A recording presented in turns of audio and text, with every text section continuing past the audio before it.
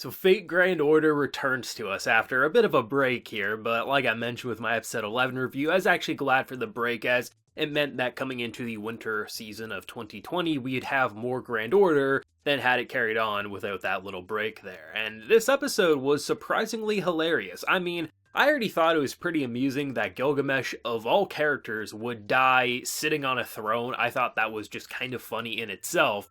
But then to see how they took his death and how they really tried to make it serious, to then just saying, no, it's really funny at the end of the day. I mean, just the idea that this is a man who literally removed himself from the battlefield so he would be a tactical leader who could rule for many, many years because, he was a smart guy. He realized that he shouldn't be so gung-ho. He's a good ruler, right? And then just he doesn't take consideration that sometimes even the strong people need to rest. And I love the idea that it wasn't even just like simply overwork, it was, this little curse going on, which is then tying into Ishtar and what was going on with her kind of like transforming seemingly. So like they tie it to an actual really interesting narrative, while also making us laugh that he pretty much died by just overworking himself, and how most of the characters agree that is ridiculous. Like, this episode from that concept alone was pretty great, but then you start realizing like, wait, what do you mean? Isn't Ishtar part of the Goddess Alliance? No. And then they start breaking down the whole idea of like her transforming, and obviously Fujimaru has kind of that bird's eye view. He knows some things that these others don't, and maybe more than what they've let on up to this point, but still, it was nice to see that like Fujimaru has been a character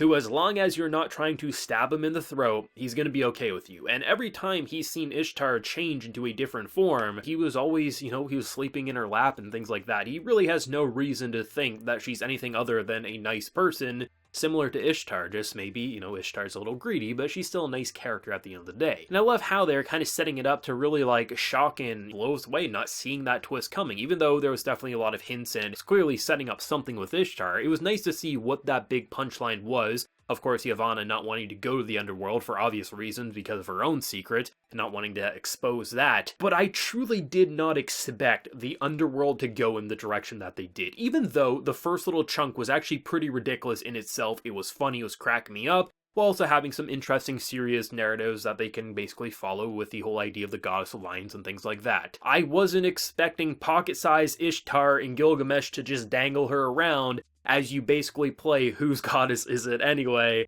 And I mean, holy shit, the idea of just asking who's the most beautiful between Ishtar and this other one, I'm like, okay, Fate Grand Order, only in this version of the Fate anime in Grand Order could you have this much absurdity and make it feel like it belongs here. I love it. I just think the idea of Ishtar pretty much just having Rin's personality, and the idea of like basically being a goddess who has been handed everything and then, getting questions like, who's more beautiful? Well, of course it's gotta be you. Even if he didn't truly believe that, he was going to say that because, the tsundere act coming in with those dagger eyes, you don't want to upset that, especially when your options are a voice behind a door or someone who could actually verbally and physically assault me, right? And just the idea that, like, it's not even serious in this moment. Like, you obviously answered incorrectly, lightning bolts come down, and then you just switch your answer. Yeah, okay. It's like, there was no penalty for Fujimaru, and I love that. Just the idea that the more she basically progresses, the smaller she becomes.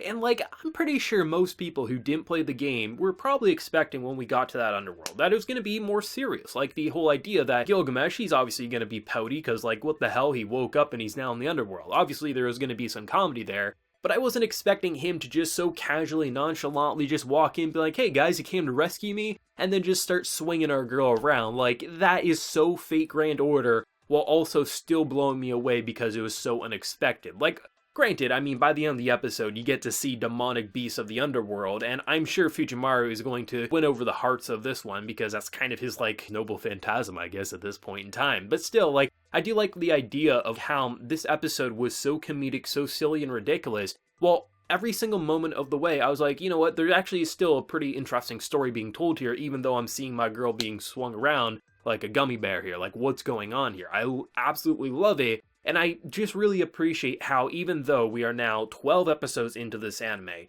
they still find new ways to make me say, did Fate really just do that? Because I was not expecting that. And I just love how, like, this is in some ways some of the best balance between serious and comedic I've seen in anime in quite some time. Especially because yes, you got like this serious end of the world story going on, and when we see like Gorgon and things like that, like there's some serious and brutal things that will happen. And I mean, just look at the episode. It was horrifying, it was gruesome, but at the same time, there's something so great about having a character like Maru who can interact and just walk his way through life, not pretending he's something he's not. A lot of time in a series, even in Fate series, you have a character who is surrounded by so much like tropes and cliches that you come to expect with anime in general, and they try to pass it off as like, oh no, it's actually something a lot more original, and then in return it falls flat on its face. Here, Fujimaru, when he starts building a harem, or these characters act very tropey, the anime embraces it completely, and half the time these characters are reacting the same way the viewer is,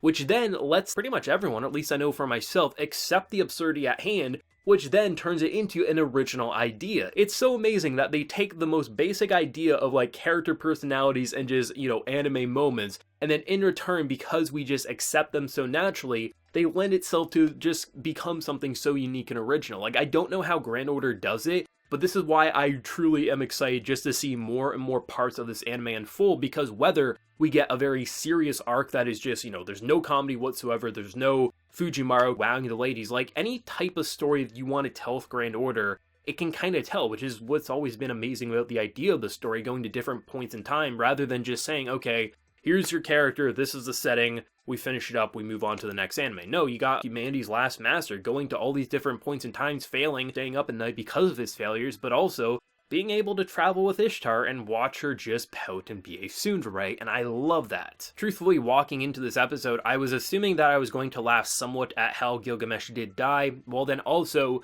seeing something a lot more serious and dramatic with the underworld, and though the first half kind of played out to what I expected, I am really glad to see how basic and just simple the idea of walking through those gates and trials was. Like, I can definitely understand if some people maybe wanted a bit more of a struggle with the underworld, but for me, the whole idea of just it feeling so Ishtar but not Ishtar, and just looking at the absurdity at hand, and how Gilgamesh, he's Gilgamesh. Did you really think the underworld was going to stop this man from being who he is? Absolutely not. So even though I wasn't expecting it, I love how naturally it's like, of course, there's no other option than this, as well there was no other option than to see a gigantic demon beast that is protecting the underworld, who has never known true beauty. Well, now you got Fujimaru, so probably you will. Like, there's just like so many ways to take the ridiculousness of this underworld, but also make it feel horrifying all in the process. And I don't know how Grand Order does it, but I completely love it. And it just feels good to have Grand Order back. Like, I feel like having it gone for a couple of weeks, us just sitting on the idea that Gilgamesh is just gone,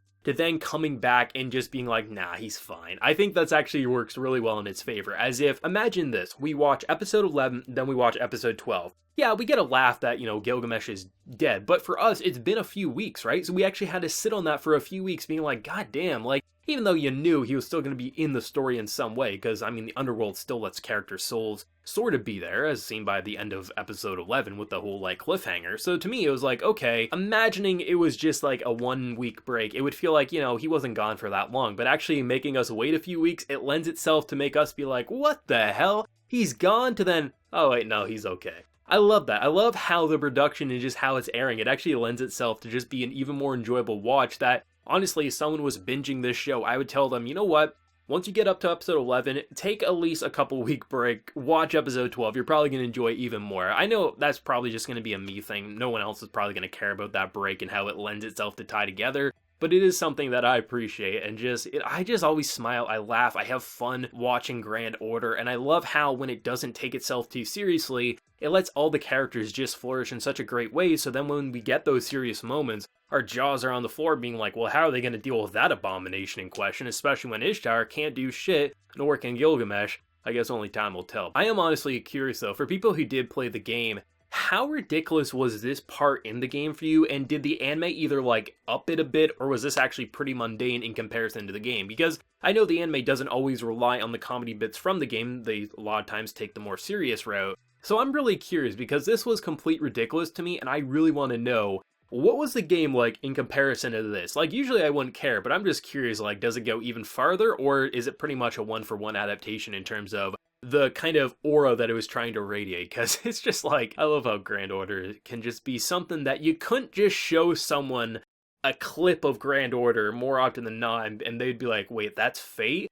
But if they watch it in its entirety, they totally run with it, or at least that's how I think a lot of people would feel. But yeah, definitely let me know about that, because I'm really curious about the game in this department. But I love this episode for sure, definitely worth the wait 100%, but as always, what did everyone think, either for fans of the game, anime originals like myself? Let me know your thoughts down in the comment section below, and if you enjoyed the video, be sure to drop a like, and remember to hit that subscribe button if you have been new around here. So until next time, everyone, please take care and have a good one.